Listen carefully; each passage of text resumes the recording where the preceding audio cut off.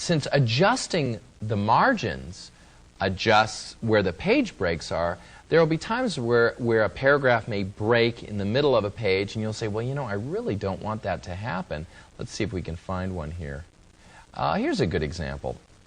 I've got what looks to be some kind of a heading. It says using styles, and then there's a page break, and then the paragraph following it.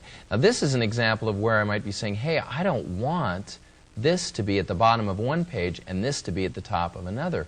What I want to do is insert a page break here so that this is forced to the next page.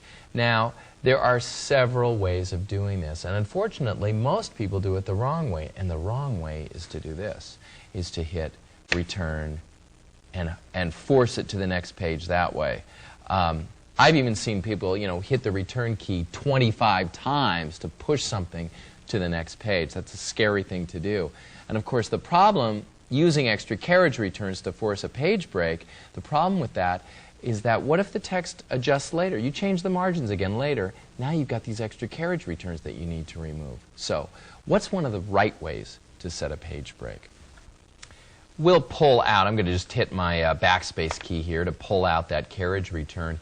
And notice that I've got a cursor placed immediately before the item that I want to push to the next page. What I'm going to do is insert a page break at this location.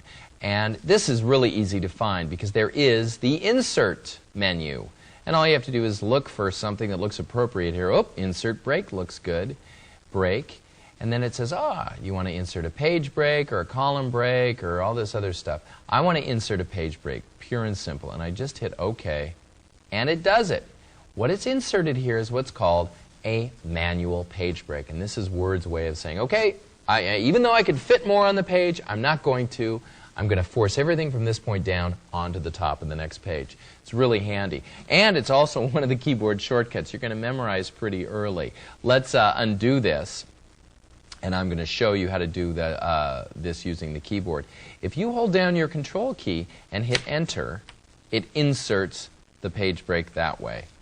So Control Enter forces a page break at a certain location. So this is a quick and easy way, especially for someone getting started with Word, to say, hey, let's get all this stuff to the next page.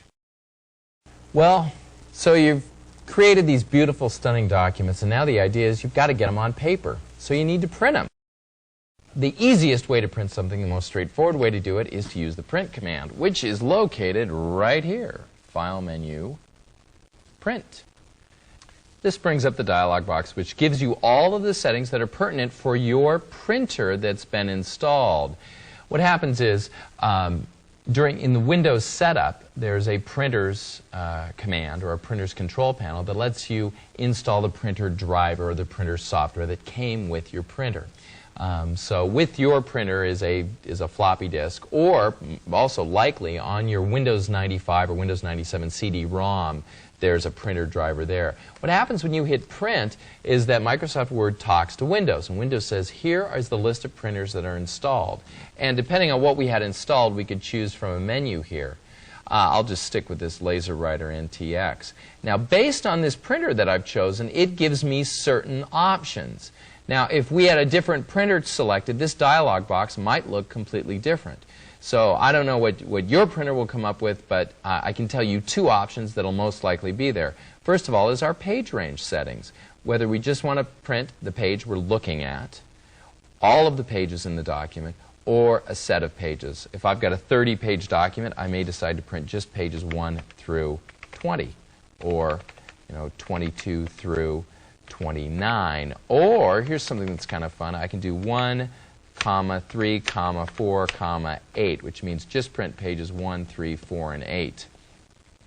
Other options include how many copies do I want to print. And that's, I can either type in a number or click the up arrows or down arrows to dictate that.